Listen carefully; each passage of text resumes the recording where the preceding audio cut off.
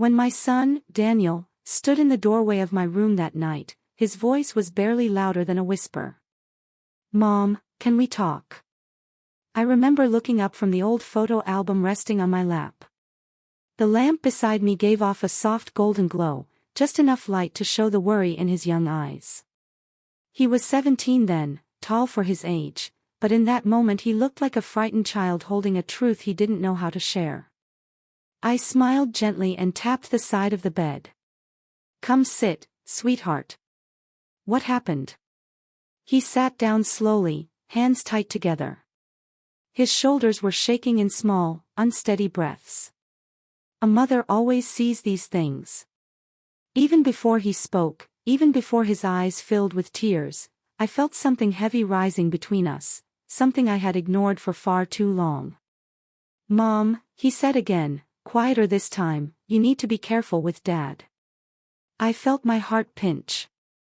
Not break. Just pinch, the way it does when fear touches you but you're not ready to accept it yet. The house was quiet. Too quiet. The kind of silence that almost feels loud, like it's waiting for something to happen. I could hear the low hum of the refrigerator from the kitchen, the distant sound of a car passing outside, but inside our home, the air felt still, heavy, uncertain. "What do you mean?" I asked softly. But my voice cracked. Because I already knew he wasn't talking about something small. Not about another argument. Not about the cold looks between me and my husband, Mark. Not about the long nights he spent working late. No, this was something deeper. Daniel swallowed hard. He didn't look at me. Instead, he looked down at his hands, hands that had built school projects with me, hands I had held while teaching him to walk. "Mom," he whispered, "you're not safe." The words felt strange in the room. Wrong. Like they didn't belong in our home, a place I had tried so hard to fill with warmth and patience, even when things were hard. I tried to steady my voice. "Daniel, your dad is your father. He loves you." But he shook his head immediately, firmly. Tears rolled down his cheeks, but he didn't wipe them. "No, Mom. You're not listening. I saw him. I heard him. Something's wrong. And you keep pretending everything is okay." His voice broke at the end. And in that moment, in the weight of that single sentence, I realized that this wasn't just a warning. It was a cry for help. For both of us. And I knew, deep inside, that the night wasn't going to end the same way it began. To understand how we reached that moment, I need to go back to the version of myself who believed love could fix anything, and back to the version of Mark who seemed like the perfect husband. I met Mark when I was 26, working as a receptionist at a small dentist's office in Ohio. He walked in for a routine appointment, wearing a navy blue jacket and an easy smile. He was charming in a quiet, steady way, the kind that made you feel safe just by standing next to him. He asked for my number before he left. The next evening, he called. Not a text. A real phone call, with a warm voice and slow laughter. He told me I sounded kind. No one had ever said that before. We married 2 years later. Small ceremony. White fairy lights on wooden poles. My sister, Olivia, standing by my side. Mark's parents sitting in the second row, smiling politely like they didn't know what love was supposed to look like. Daniel was born a year after the wedding. He had Mark's dark hair and my soft cheeks. From the moment he opened his eyes, he became the center of my world. I remember holding him at night, rocking him gently, feeling his tiny fingers curl around mine. I remember thinking that life had finally settled into something beautiful. And for a while, it was. We lived in a small town, in a light blue house with white shutters. On summer evenings, children played outside with bicycles and chalk drawings. Neighbors waved from porches. And inside our house, I tried to build a life filled with warmth, candles on the kitchen table, soft blankets in the living room, chicken soup simmering on cold evenings. But Mark changed slowly. Not all at once. Never in big, obvious ways. At first it was the long hours. Then the excuses. Then the nights he came home smelling like a mix of cologne and something unfamiliar, something sharp, like nervous sweat and guilt. He became quiet. Withdrawn. His eyes didn't meet mine anymore. Conversations became short and cold. He used to tell me everything. Now he barely told me anything. Still. I stayed silent. I told myself it was stress. I told myself marriage has ups and downs. I told myself he loved us. But Daniel saw things I didn't. Children always do. One night, when Daniel was around 13, he came into the kitchen while I was washing dishes. The window above the sink was open, and a warm breeze blew in, moving the curtains softly. "Mom," he said, "why is Dad angry all the time?" I stopped washing the plate in my hands. For a moment, I didn't know what to say.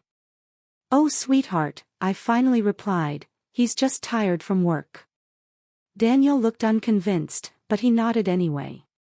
Because children trust their mothers. Even when their mothers are hiding the truth to protect them. Years passed, and those moments kept piling up, small questions, small confessions, small fears. Pieces of a puzzle I didn't want to assemble. But everything changed when Daniel turned 17. He wasn't a child anymore. He was nearly a man. And men can see truths that younger eyes cannot. In the last 6 months before the night he warned me, he had grown distant from his father. They barely spoke. When Mark walked into a room, Daniel often walked out.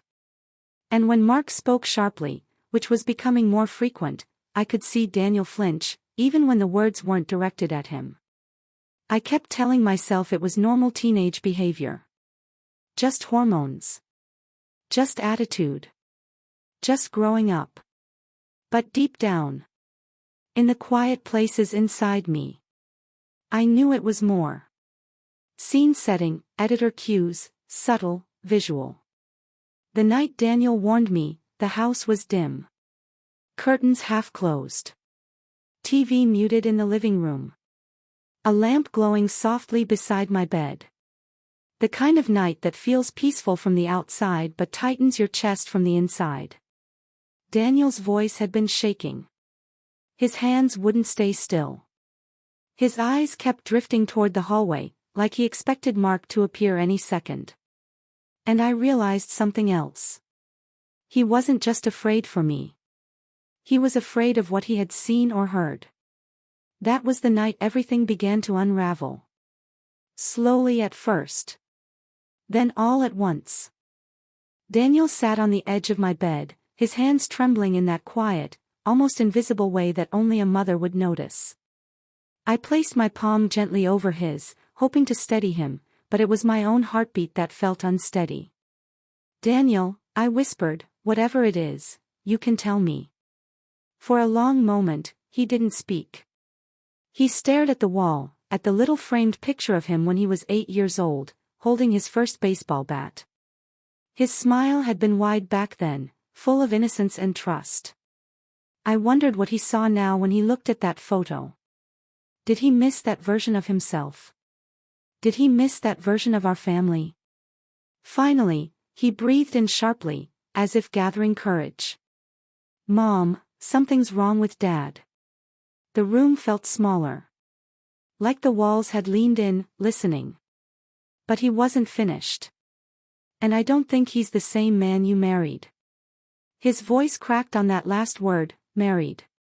It was soft but full of disappointment, like he had been holding that sentence inside for months. I didn't know how to respond. For years, I had lived between two truths, the truth I wanted to believe, and the truth I was too afraid to face. So I asked him the only question I could manage. "What did you see?" He shook his head. "Not yet." Mom. I need to start from something else. Something I should have told you before. And just like that, the past began to unfold. Flashback, life before the warning. Daniel was a quiet child. Observant. Thoughtful. From the moment he started talking, he seemed older than his age, like he saw layers in people that others missed. When he was 5, he asked me during breakfast, "Mom, why do people pretend they're happy even when they're not?" I remember nearly dropping my spoon. It was such a big question for such a small boy. But that was Daniel. He felt things deeply. He noticed the small cracks in life, the ones adults ignore.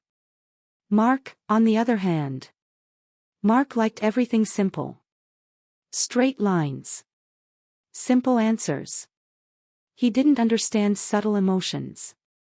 He didn't understand children who asked complicated questions. Still, in the early years, he tried. He'd take Daniel to the park on weekends. He'd read bedtime stories in his deep voice. He'd fix Daniel's little toy cars and pretend they were real engines. There were good moments. Many good moments. But somewhere along the way, something in Mark grew distant. I think it began after he lost his father. Mark didn't cry at the funeral. Not once. He stood beside me, stiff and silent, receiving handshakes and condolences like a man made of stone. That night, I held him as he lay in bed, staring at the ceiling. "Do you want to talk about it?" I asked softly. He didn't even blink. No. Just that one word. Cold. Flat. Final. I turned off the lamp, but the darkness that filled the room felt heavier than any night before. Growing distance. Years passed, and the distance between us became a quiet roommate. It lived in our house. Sat at our dinner table. Walked beside us in grocery stores. Mark went from talking about his day to barely saying hello when he got home. He stopped noticing when I cut my hair. Stopped joining us for family movie nights. Stopped asking Daniel about school. It wasn't sudden. It was slow, painfully slow, like watching a candle burn out, one flicker at a time. When Daniel turned 14, he came to me in the kitchen one evening. "Mom," he said, "does Dad even like me?" My heart sank. Not because he asked the question, but because I didn't have an answer. "Oh, sweetheart," I said quickly, "of course he does." But Daniel didn't smile. Didn't nod. Didn't look convinced. He only said, "Then why does he look upset when I walk in the room?" I froze. Because I had seen it too. The tightness in Mark's jaw. The way he'd glance away. The small sigh he thought no one heard. But I wasn't ready to admit it. I wasn't ready to believe it. So like mothers do, I protected him the only way I knew. "Your dad loves you," I repeated softly. But deep inside, I felt something cold settle in my chest. The night Mark changed. Daniel was 15 when he first stayed up late enough to see what time Mark truly got home. It was 1:17 a.m. He heard the door unlock. He heard Mark drop his keys on the table. He heard footsteps that didn't sound steady. The next morning, Daniel asked, "Were you working late?" Mark didn't even look up from his coffee. "Yeah. Just that." No explanation. No apology. Nothing. Daniel looked at me then, searching for something, some truth I wasn't ready to share. "Mom?" he asked. And I lied. "Your dad works hard, Daniel. Sometimes things get busy." He stared at me for a long moment. Then he nodded slowly. But his eyes told me he didn't believe a word. That was the beginning of his distance from Mark. And the beginning of Mark's darker moods. Small signs, quiet fears. When Daniel was 16, something changed in his behavior. He stopped hanging out in the living room at night. Instead, he stayed in his room with his door locked. I thought it was just teenage privacy. But sometimes, when Mark came home and walked down the hallway, I would hear Daniel's lock click, quickly, urgently, like he was protecting himself. One time, during dinner, Daniel asked Mark a simple question. "Dad, do you want to come watch my game this Friday?" Mark didn't look up from his food. "Busy." Daniel lowered his eyes. "Okay." The silence after that felt like a long, painful sigh stretching through the entire room. Later that night, I walked past Daniel's room and heard him crying softly. Not loud sobs. Just small, heartbreaking sounds, like someone trying to hide their hurt from the world. I leaned against the wall and closed my eyes. Something was wrong. Very wrong. But I kept waiting for a sign big enough to force me to face it. A sign I wouldn't be able to explain away. I didn't know that the sign would come from Daniel himself. In the shape of fear. The night of the warning, more details. When Daniel sat on my bed that night, his warning didn't come from nowhere. It came from years of watching, listening, and fearing the things I refused to see. He took a deep breath. "Mom. I've heard Dad talking to someone. At night." I felt my stomach tighten. "Who?" I asked softly. Daniel swallowed. "I don't know. But the things he said, they scared me." I felt the room grow colder, even though the heater was on. "What did he say?" Daniel looked at me with eyes that were too old for his age. "He said he was tired of everything. Tired of us. Tired of pretending." My heart dropped. He said, he wished things could end without anyone blaming him. I felt my breath catch. "And, Mom," he said, "your name."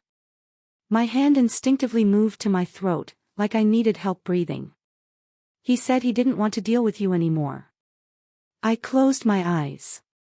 For years, I had avoided asking myself how deep Mark's resentment had grown. But hearing it through Daniel, hearing it in whispers he wasn't meant to hear, made it real in a way I could no longer deny. "Why didn't you tell me earlier?" I whispered. Daniel's voice broke. "Because I didn't want to scare you. And because I didn't think he'd ever actually hurt you." "But, Mom, I don't think that anymore." I held his hand tighter. "What changed?" He turned his head toward the door, toward the silent hallway. "I saw him do something," Daniel whispered. My breath froze. "What did you see?" He didn't answer. "Not yet." Instead, he whispered. "Mom, tonight, please don't go to sleep until I tell you everything." And those words, those soft, trembling words, marked the moment our lives reached a point we could never return from. Daniel sat close to me on the edge of my bed, his hands twisting together, his breaths uneven, and his eyes fixed on the doorway as though he expected something, someone, to appear at any moment.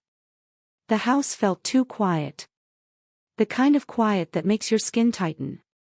The kind that tells you something is wrong long before the truth is spoken aloud. I placed my hand on his shoulder, gently. "Daniel, sweetheart, what did you see?" He didn't answer at first. His throat moved as he swallowed hard. His hands trembled again before he finally whispered. "Mom, promise you won't panic." That is the one sentence no mother wants to hear from her child. It never leads to anything small. I nodded slowly, though my heart was already racing. "I promise," I said softly. Daniel shifted closer. He lowered his voice until it was barely above a breath. "Mom, I saw Dad in the garage last week. And he wasn't alone." A chill ran through me. "Who was with him?" I asked. Daniel hesitated. "It wasn't a person," he whispered. "It was something else." I frowned, confused. What do you mean? He looked at me, and for a moment, his eyes showed pure fear. There was a box. A metal one. And Dad had it open. Inside were papers, tools, and a bottle with something in it. I don't know what. But he hid it when he heard me. The image formed slowly in my mind. Mark in the garage, hunched over something secret. Something he didn't want us to see. Something he hid from his own son.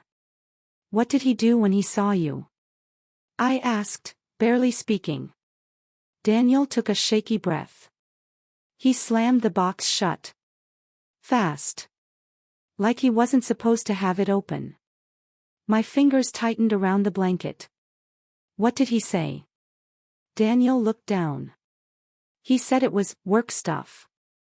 And he told me to leave the garage and never go in there again. A quiet dread settled in the room. And then, Daniel whispered, the next day, the box was gone. Gone. Hidden somewhere else. Somewhere he didn't want us to find. I felt a coldness in my chest that I couldn't explain. The growing distance. The days after Daniel told me about the box were filled with small moments that felt like cracks spreading across glass. Mark had been distant for months. But now, I began to see the distance differently. I noticed the way he looked at me, like he was studying me, not loving me. I noticed how he checked the locks on the doors twice, sometimes 3 times at night. I noticed how he flinched when Daniel walked into a room unexpectedly. And I noticed something else I had ignored for too long. He never left his phone on the counter anymore. He kept it in his pocket. He kept it face down. He kept it silent. One night, while he was in the shower, the phone buzzed on the bathroom counter. I didn't pick it up. I didn't touch it. But the message flashed across the screen before it disappeared. Is it done yet? 3 simple words. But they didn't feel innocent. And for the first time in years, I felt unsafe in my own home. Daniel's unease. Daniel became more protective of me after that night. He walked me to my room. He stayed awake late. He kept the hallway light on. He listened whenever Mark moved around the house. The change was quiet, but deep. One evening, while we ate dinner, Daniel barely touched his food. His fork scraped gently against the plate, over and over, as he pushed the food around without eating. "Sweetheart," I asked, "are you okay?" He nodded, then shook his head. "I'm just tired." But I knew that wasn't true. When Mark came into the kitchen to grab a glass of water, Daniel's whole body stiffened. His jaw tightened. His eyes lowered. Mark didn't say a word to either of us. He drank the water, set the glass down, and walked out. Daniel let out a shaky breath the moment he was gone. That night, as I tucked Daniel's blanket around his shoulders the way I used to when he was young, he grabbed my hands suddenly. "Mom," he whispered, "please don't be alone with him." My heart ached. "I won't," I whispered back, even though I didn't know how to promise such a thing. The strange change in Mark. The more I paid attention, the more I realized that Mark wasn't just distant. He was unpredictable. Some nights, he came home silent. Other nights, he paced the kitchen like he was waiting for something. Sometimes, I found him staring at the front door as though someone might walk in. Sometimes his hands shook. And sometimes he whispered to himself when he thought no one was nearby. I overheard him once. He stood in the living room, facing the dark window, talking in a low, strained voice. "I can't. Not yet. Not yet." I stepped back quietly and walked away, my heart pounding. Daniel was right. Something was wrong. Whispers in the garage. A week after Daniel told me about the metal box, he came to my room late at night again. He knocked softly. "Mom, can I talk to you?" I opened the door, and the moment I saw his face, I knew something had happened. "What is it, sweetheart?" He swallowed. I heard Dad again. My breath caught. "Where?" Daniel pointed down the hallway. "In the garage." I turned my head slightly, listening. The house was silent. "What did you hear?" Daniel's voice trembled. He was talking to someone. But when I listened closer, I realized he was talking on the phone. And Mom, he wasn't talking like he normally does. "What do you mean?" Daniel hesitated, then whispered. He was angry. And scared. And he kept saying, "I told you I'm doing it. I told you I would." My heart dropped. And then, Daniel continued, "He said your name." I almost staggered back. He said, "She won't see it coming." A sharp, cold breath escaped my lungs. I grabbed Daniel's arm. "Are you sure?" Tears filled his eyes. "Mom. I wouldn't lie about something like this. I'm scared." I pulled him close and held him as tightly as I could. The day everything shifted. The next morning, I woke up with a heavy feeling deep in my stomach. When I walked into the kitchen, Mark was already there, sitting at the table with a cup of coffee. But something was off. He wasn't reading the newspaper. He wasn't scrolling his phone. He wasn't looking at anything. He was just staring. Right at me. For a long, silent moment. His eyes didn't blink. His face didn't move. He just stared, expressionless. It felt wrong. Deeply wrong. "Good morning," I said softly. He didn't answer. Not for several seconds too long. Then finally, he said, "Morning." But his voice sounded flat, empty, unfamiliar. I walked past him to the sink. My hands trembled slightly as I washed a mug. I could feel his eyes on me. Watching. Studying. Evaluating. When Daniel entered the kitchen, Mark looked away quickly, as if snapped out of a trance. But Daniel saw it. I saw the fear flash in his eyes. He walked toward me and stood close, almost shielding me without touching me. Mark looked at both of us. And something dark and tired passed across his face. Then he stood up abruptly and walked out of the house without a word. The silence he left behind felt suffocating. Daniel's confession. Later that afternoon, Daniel walked into my room, closed the door behind him, and sat on the edge of the bed. "Mom," he said, "there's something else." My heart tightened again. "How much more, sweetheart?" I whispered. He shook his head slowly. "I didn't want to tell you this because I didn't know what it meant. But I can't keep it to myself anymore." I sat beside him. "What is it?" He took a deep breath. "A few nights ago, I heard Dad in the garage again. He wasn't talking on the phone that time. He was just whispering. His voice was angry. He kept saying, 'I'm not the bad guy. I'm not the one ruining this. I'm fixing it. I have to fix it.'" My chest tightened. And then, Daniel swallowed hard. I heard him hit something. Like he punched the wall. I closed my eyes, trying to breathe. "Daniel, why didn't you tell me sooner?" He looked down. "Because I was scared that if I said something, it would make it real." The truth in his voice broke me. I gently cupped his face in my hands. "You should never be afraid to tell me anything. Never." He nodded and leaned into my hands like he was a little boy again. And as I held him, I realized something important. Mark wasn't just drifting away. He was losing himself. And whatever he was planning, it involved me. A strange discovery. 2 days later, while Mark was at work, Daniel knocked softly on my door. "Mom, do you want to see something?" Something in his tone made my heart sink. "What is it?" He motioned for me to follow him. We walked quietly down the hallway. Down the stairs. Toward the garage. The door creaked softly as Daniel opened it.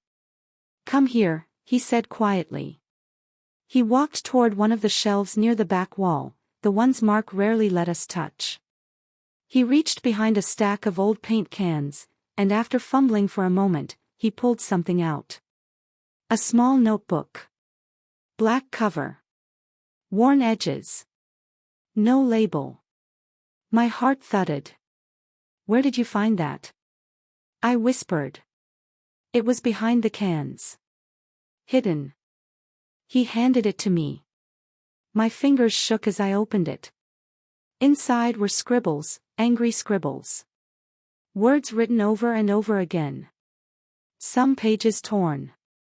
Some ink smeared. But one phrase appeared again and again. "She ruined everything." Sometimes written once. Sometimes a dozen times on one page. She. Me. My breath hitched. My vision blurred for a moment. The next page had another sentence. "I can fix this." Below it, written lightly, faintly. "No one will know." The room spun slightly. I closed the notebook quickly and pressed it to my chest. Daniel watched my face closely. "Mom," he whispered, "this isn't safe. You're not safe." I didn't speak. I couldn't. Because for the first time, I knew Daniel was right. This wasn't just distance. This wasn't just stress. This wasn't a rough patch in marriage. Something darker was unfolding. Something dangerous. And we were standing in the middle of it. Unspoken fear. That night, I couldn't sleep. I lay awake listening to every sound in the house.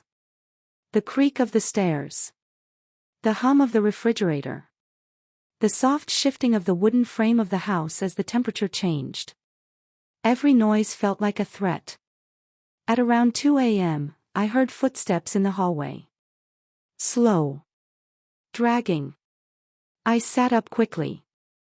The footsteps stopped outside my door.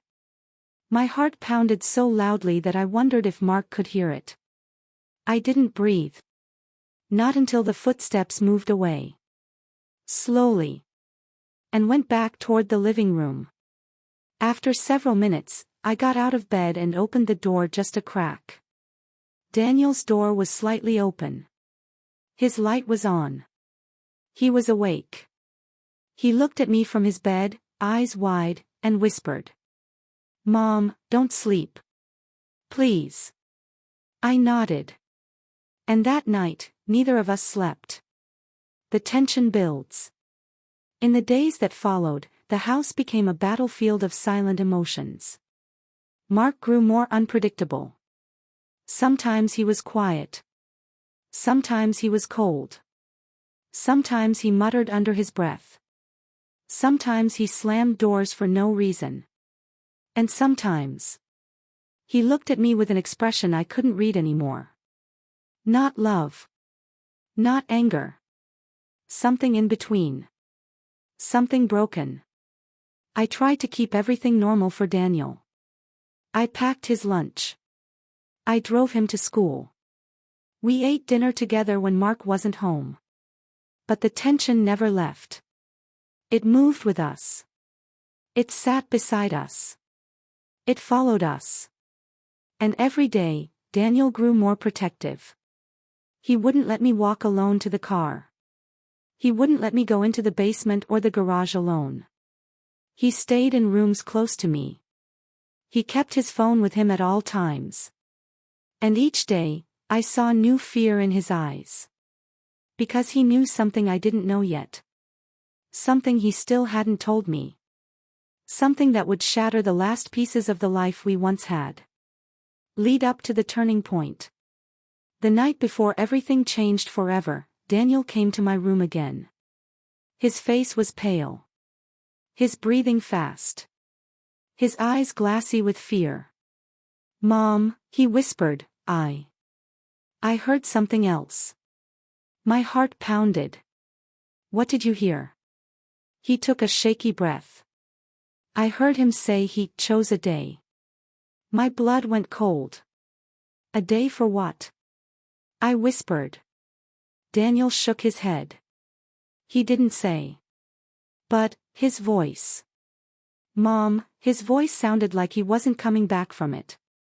I sat down slowly. Daniel continued, voice trembling so badly it broke my heart. He said, "After tomorrow, it won't matter anymore." My breath froze. "Tomorrow?" I whispered. Daniel nodded. Tears filled his eyes. "Mom, we can't stay here. Not tomorrow. We can't." And in that moment, I realized this wasn't just fear. This wasn't just suspicion. This wasn't just a troubled marriage. We were in danger. Real danger. And tomorrow, something was going to happen. Something that would change everything. Daniel's warning stayed with me long after he left my room that night. His words echoed over and over in my head. After tomorrow, it won't matter anymore. I couldn't shake it. I couldn't breathe through it. It clung to me like cold fog, settling deeper into my chest until sleep felt impossible. The house was quiet, but not peaceful. Not anymore. Every shadow looked darker. Every creak in the floor felt heavier. Every passing minute felt like time pushing us towards something I wasn't ready to face. I sat in my bed with my knees pulled to my chest, my arms wrapped around them, listening. Listening to the walls settle. Listening to the heater switch on and off. Listening to my own heartbeat hammering inside my ears. Every so often, I looked toward my bedroom door. Half expecting it to open. But it didn't. Not that night. Morning, the day Mark chose. When morning finally arrived, it felt like sunlight shouldn't have come. Like the day shouldn't exist. Like the world should have paused out of respect for the fear filling our home. I walked downstairs quietly, hoping Mark had already left for work. But when I reached the bottom step, I froze. He was sitting at the kitchen table. Motionless. Staring at nothing. His coffee untouched. The sunlight hit only half his face. The other half was swallowed in shadow, making the contrast unsettling. Like he was two different people at once. When he lifted his eyes to look at me, it felt like someone slid ice down my spine. "Morning," he said quietly. His voice wasn't cold. It wasn't angry. It was something else. Something empty. I tried to steady my own voice. "Morning." He looked at me for a long moment. It wasn't like he was looking at me. It was like he was looking through me. "Busy day?" he asked. I swallowed. "Yes. Very." He nodded slowly, his eyes drifting back to the table. Daniel came downstairs a minute later. He froze when he saw Mark sitting there. Mark didn't greet him. He didn't even move. Daniel walked straight to my side, staying close enough that our shoulders almost touched. It was quiet for a few seconds. Too quiet. Then Mark finally spoke. "You two have plans today?" Daniel and I exchanged a quick glance. "School," Daniel said softly. "Errands," I added. Mark nodded again. But his jaw tightened. Something in his face. In the way he exhaled. Told me he didn't want us going anywhere. That was the first moment the fear felt real. As real as breath. As real as a heartbeat. Daniel's urgent plea. As soon as we stepped outside, the fresh air hit my face with a cold, awakening clarity. Daniel grabbed my arms suddenly, gently, but urgently. Mom, we can't come back here today. My heart tightened. Daniel, we can't just leave. This is our home. He shook his head repeatedly. No. Not today. Mom, he was watching you the whole time. You didn't see it, but I did. He didn't blink. He just stared. His voice cracked. He knows something's off. He knows I told you. I held his shoulders. Sweetheart. But before I could finish, he whispered. Mom, he's planning something. I know he is. I closed my eyes. Because deep down, I knew he was right. The call I didn't expect. Around noon, we stopped by the local park. Daniel sat beside me on the bench, his leg bouncing nervously. Mom, maybe we should call Aunt Olivia. Maybe we should stay with her for a few days. A part of me wanted to say yes. Another part clung to the hope that this was all some misunderstanding. But the truth was, my hands were shaking. My breath kept catching. My body already believed what my mind still resisted. I was about to answer when my phone rang. My heart lurched. The screen showed Mark's name. Daniel's face went pale. Don't answer, he pleaded quietly. But something in me, the part that spent 18 years trying to understand this man, made me press the green button. Hello? I said softly. Silence. Long, heavy silence. Then his voice came through, low, restrained, unfamiliar. Where are you? My palms sweat instantly. Running errands, I whispered. Another long silence. Then. You didn't tell me you were leaving. My breath froze. I didn't think I needed to, I forced myself to say. He inhaled slowly. Not a calm breath, but a controlled one. Like someone holding back something boiling underneath. You'll be home later? He asked. Daniel shook his head wildly, mouthing, no. No. No. I hesitated. And that single moment of silence must have told him what he needed to know. His voice dropped even lower. We need to talk tonight. Every part of me screamed inside. Something was coming. Something dangerous. We'll see, I managed to say. But he didn't like that. He exhaled sharply. You'll be home, he said. Not a question. A command. Then he hung up. My hand trembled so badly that Daniel had to take the phone from me. Mom, he whispered, we're not going home. A glimpse of the truth. We drove around aimlessly for hours. We went to a diner but couldn't eat. We walked through a store but bought nothing. We sat in a library pretending to read, though neither of us turned a page. Everywhere we went, fear followed. At 4 p.m., my phone buzzed again. A text from Mark. Home soon. Daniel saw it and grabbed my hand. Mom. Please. Don't go.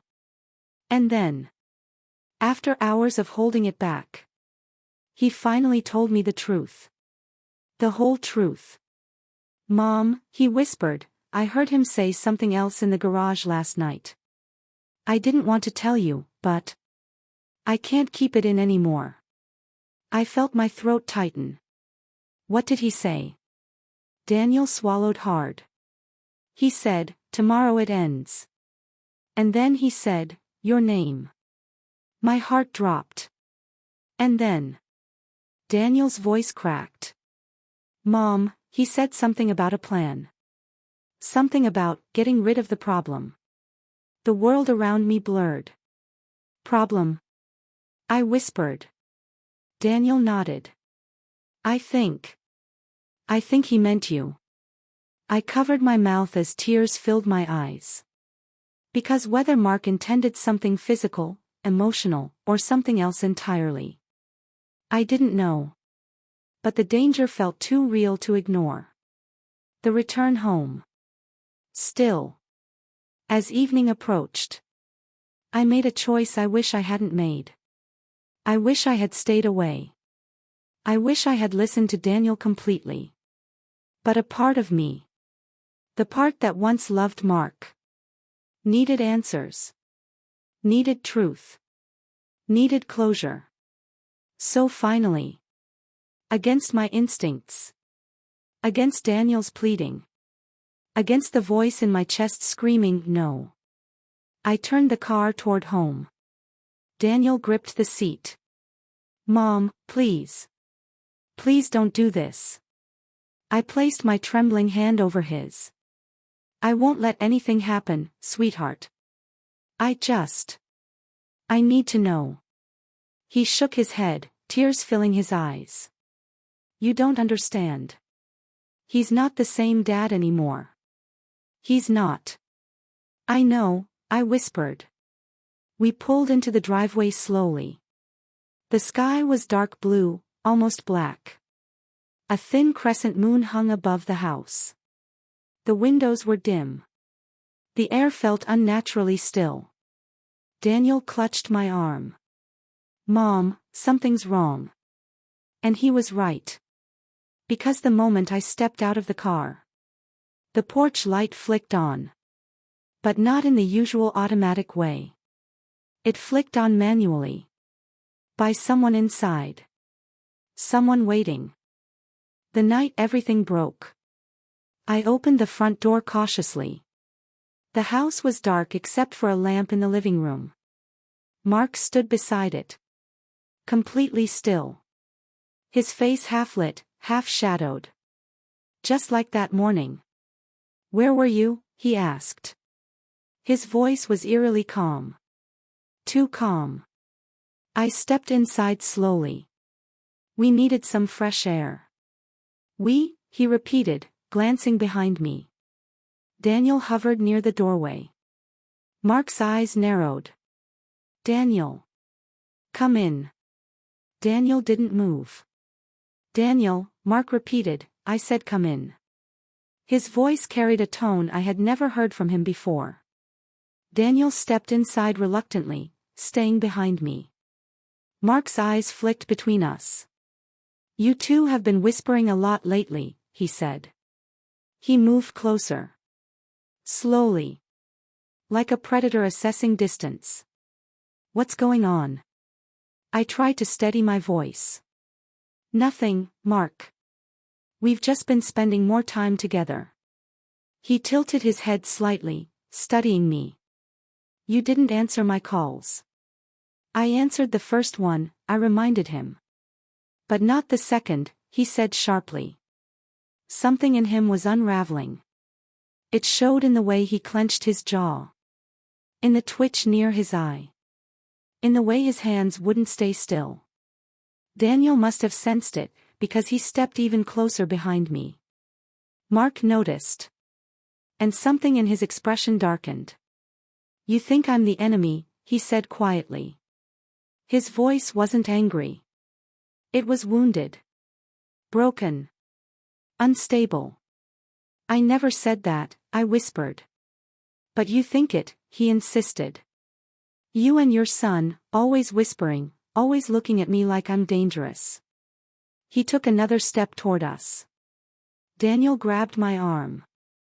Dad, he said shakily, please stop. Mark froze. Not because of Daniel's words. Because of Daniel's tone. Fear. Pure fear. Mark inhaled slowly. Is that what you think of me, Daniel? His voice cracked. You're afraid of your own father. Daniel swallowed but didn't speak. The silence was worse than any answer. Mark's face twisted, not in anger, but in some painful realization that made him look even more unstable. You think I'd hurt you? He asked softly. Daniel didn't respond. Mark looked at me. You think I'd hurt her? My throat tightened. Mark, let's sit down and talk. Talk, he repeated, a quiet laugh escaping his lips. You want to talk now? After months of shutting me out? After all your secrets? My heart pounded. What secrets? I whispered. His eyes narrowed. You think I don't see the way you two talk when I walk in? You think I don't notice the looks? The whispering? The lies? Daniel stepped in front of me. Dad, please stop. Mark stared at him. Then, softly, brokenly, he whispered. I was trying to fix things. I blinked. What do you mean? He closed his eyes for a moment. When things fall apart, someone has to fix them. Someone has to take control. His voice was shaking now. And if nobody else will, then I will. He took another step closer. Daniel moved fully in front of me, blocking me completely. Dad. Don't. And then, in the most heartbreaking moment of my life, Mark whispered. I never wanted it to be this way. His hand moved. Fast. Toward his pocket.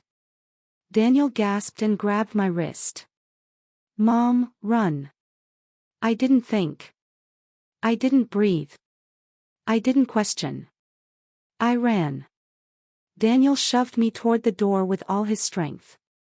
Go. Behind us. Mark shouted something, but the words blurred in panic. Daniel grabbed my arm and pulled me outside. We stumbled across the porch.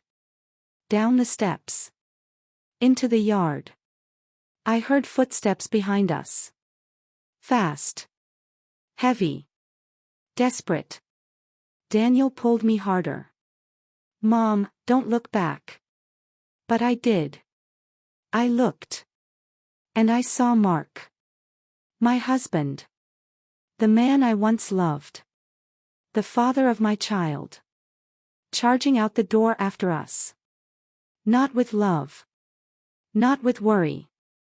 But with something else entirely. Something broken. Something dangerous. Something final. Daniel pulled me down the driveway so fast I could barely keep my balance. My heart hammered against my ribs.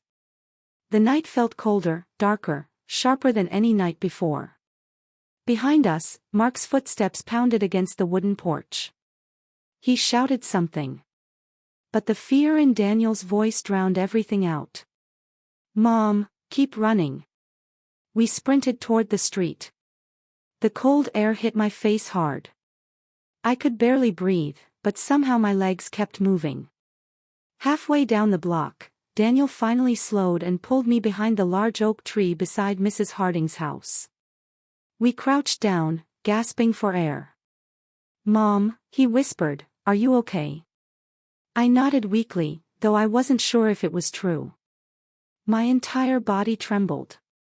My lungs burned. My mind raced. I peeked back toward our house through the branches. Mark stood at the edge of the driveway. His shoulders rose and fell with deep breaths. He looked left. Then right. Then down the street. Searching. Hunting. My heart nearly stopped. Daniel placed a hand over mine. Don't move, he whispered. Just wait. We stayed there for what felt like hours. Though it was probably less than 2 minutes. Eventually, Mark walked back toward the house, his steps slower this time. As if unsure. As if trying to decide what to do next. Daniel squeezed my hand. We need to go now. Running toward safety. We didn't go back inside. We didn't even walk past the driveway. Instead, we moved quietly, sticking close to shadows, until we reached the streetlight near the corner. Only then did Daniel pull out his phone. Mom, he said softly, hands trembling, we're calling Aunt Olivia. I nodded. I didn't have the strength to argue. I didn't have the courage to suggest another plan. All I wanted was safety. Daniel dialed the number. It rang once. Twice. Then. Daniel? Honey? It's late. What's wrong? Olivia asked. Her voice cracked open something inside me. A space I'd been holding tight for years.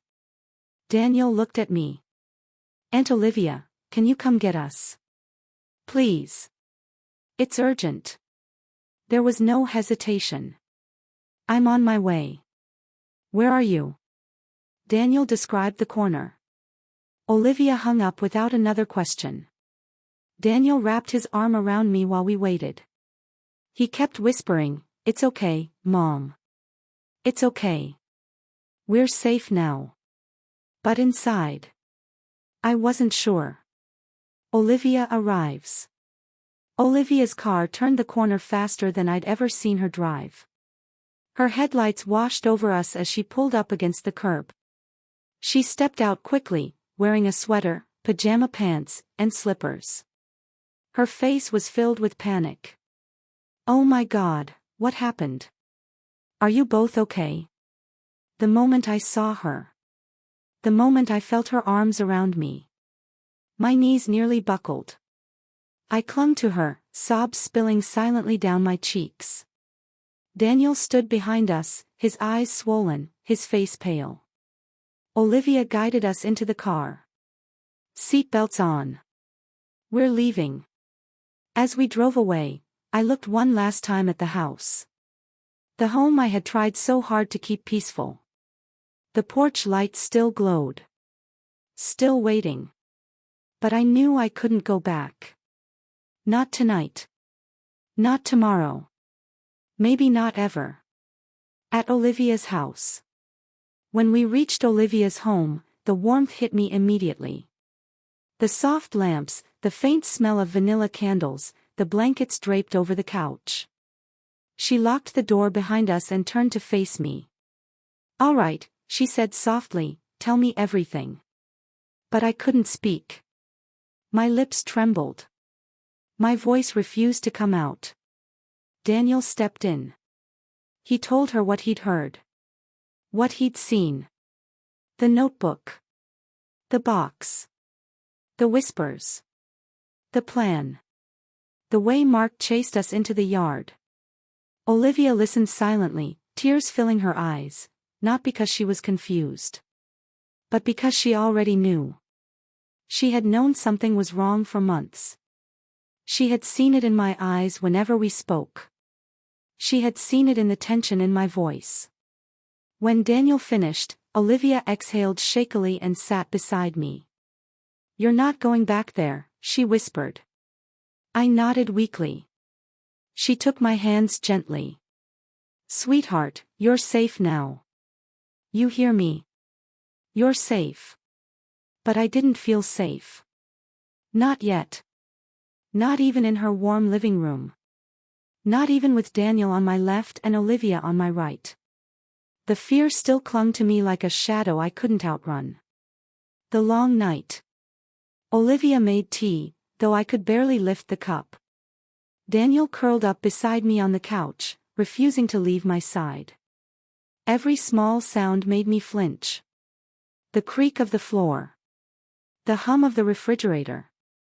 The wind brushing against the windows. Olivia didn't push me to talk. She sat quietly, letting me breathe in my own time. Around midnight, she placed a blanket over my shoulders. "You need rest," she whispered.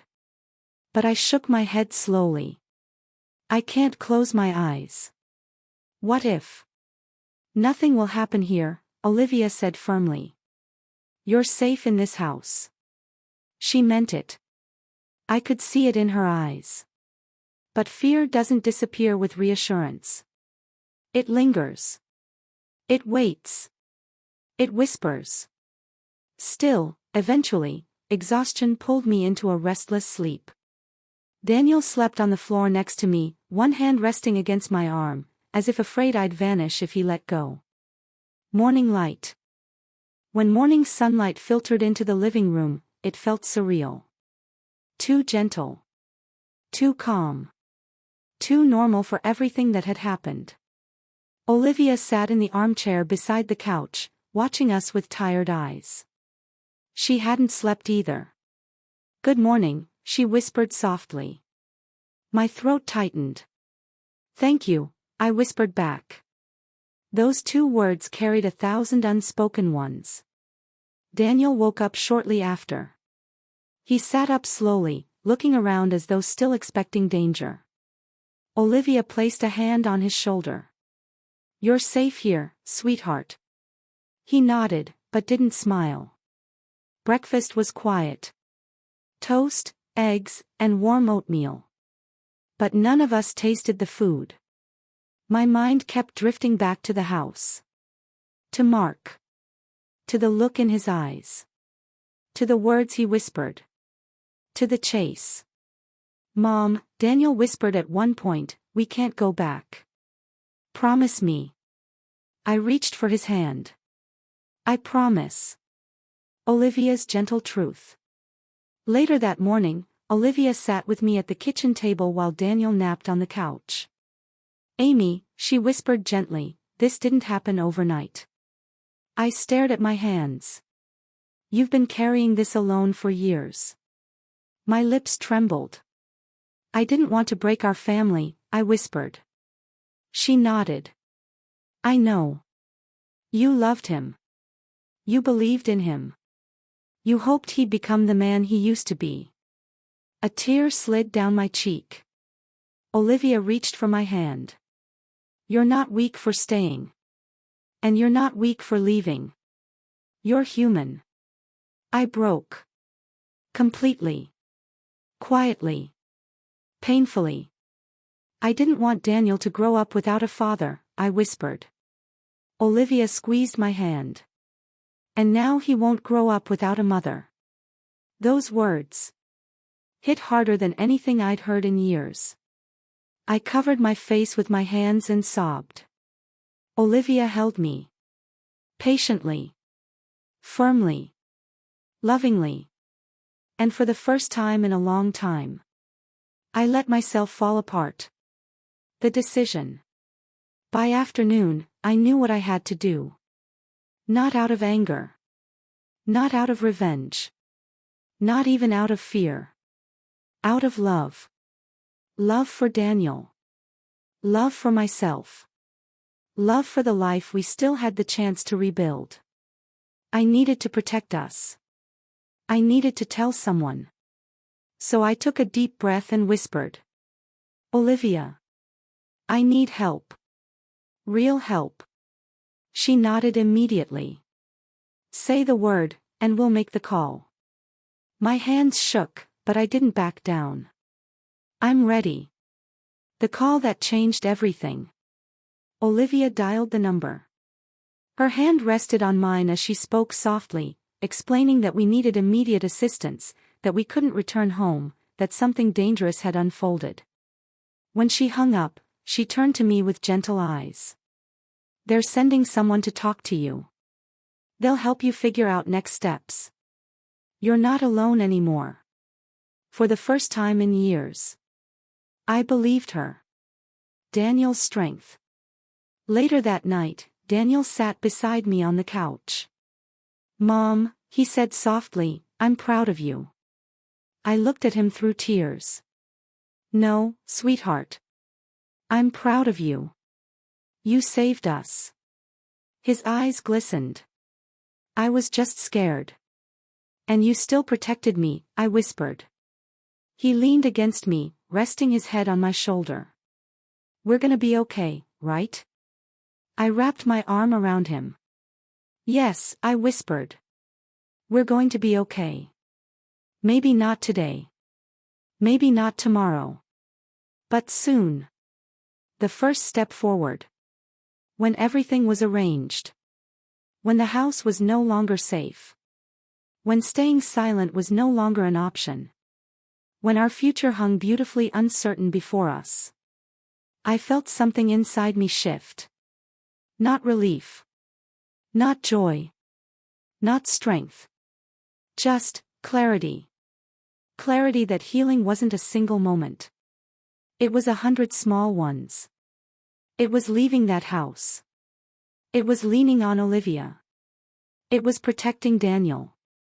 It was finally choosing myself. Choosing us. That night, as Daniel slept peacefully for the first time in days, I stepped outside onto Olivia's porch. The air was cool. The sky high and quiet. I wrapped the blanket around my shoulders and whispered into the night. We're safe. And for the first time, I felt like it might be true. The days that followed were slow, quiet, and strangely peaceful. Daniel slept more than he had in months. Olivia made warm meals. Simple soups, soft bread, tea with honey. The house settled into a comforting rhythm, one that wrapped itself around us like the gentle weight of a blanket. For the first time in a long time, I felt my breath begin to steady. Not fully. Not completely. But enough. Enough to know we were safe. Enough to know the worst was behind us. And enough to know the next chapter of our life, whatever it looked like, would be built on honesty, safety, and love. A quiet morning of healing. One morning, I sat on Olivia's porch with a cup of warm tea. The sun had just begun to rise, painting the sky with soft peach colors. A light breeze brushed across my face, carrying the fresh smell of dew and new beginnings. Daniel stepped outside a few minutes later. His hair was messy, his eyes sleepy, but his smile, that soft, tired smile, was real. "Morning, Mom," he whispered. "Morning, sweetheart." He sat beside me, resting his head on my shoulder. We didn't talk much. We didn't need to. After a while, he said the words that made my heart swell. "I don't feel scared today." I turned to him gently. "What do you feel?" He thought for a moment. "Safe," he whispered. "And lighter." I closed my eyes, letting those words sink in. Because that's all I ever wanted. For him. For me. For us. The lesson I learned. If someone asked me what this experience taught me, I'd probably take a deep, quiet breath before answering. Because the lesson wasn't loud. It wasn't sharp. It wasn't dramatic. It came softly, like the way dawn replaces the night. I learned that love does not mean silence. Love does not mean enduring pain. Love does not mean losing yourself to keep peace for others. Real love. The kind that grows. The kind that heals. The kind that stays. Begins with honesty. With safety. With truth. With courage to protect the people who depend on you. And the courage to protect yourself. I learned that families don't break from hard conversations. They break from the conversations that never happen. And I learned that sometimes the bravest thing you can do is walk away from the place where you once believed your story would stay forever. Looking forward. In the weeks that followed, Daniel and I began building a new life, slowly, gently, at our own pace. Some days were heavy. Some nights were long. Healing isn't a straight line. But every day, the weight grew lighter. Daniel laughed more. I smiled more. Olivia found ways to fill the house with small joys. Flowers on the table. Fresh towels warmed in the dryer. Music playing softly in the evenings. Our home wasn't perfect. But it was safe. And that made all the difference. Closing moment. One evening, as Daniel and I sat on the porch watching fireflies drift across the yard, he rested his hand on mine. "You know, Mom," he said softly, "I think this is the beginning of something good." I looked at him. My son. The boy who had seen too much. The young man who had protected me. The heart that had stayed strong even when the world around him felt frightening. And I smiled. "Yes," I whispered. "It is." He leaned his head on my shoulder as the fireflies lit up the yard, one by one. Tiny glowing reminders that even the smallest lights can change the darkness around them. And in that moment, I felt the truth settle quietly inside me. We survived. We healed. We grew. Not because we were fearless, but because we faced our fear together. Life doesn't always go the way we planned. People change. Homes change. Paths break open in unexpected ways. But as long as there is love, real love, there is always a way forward. Always.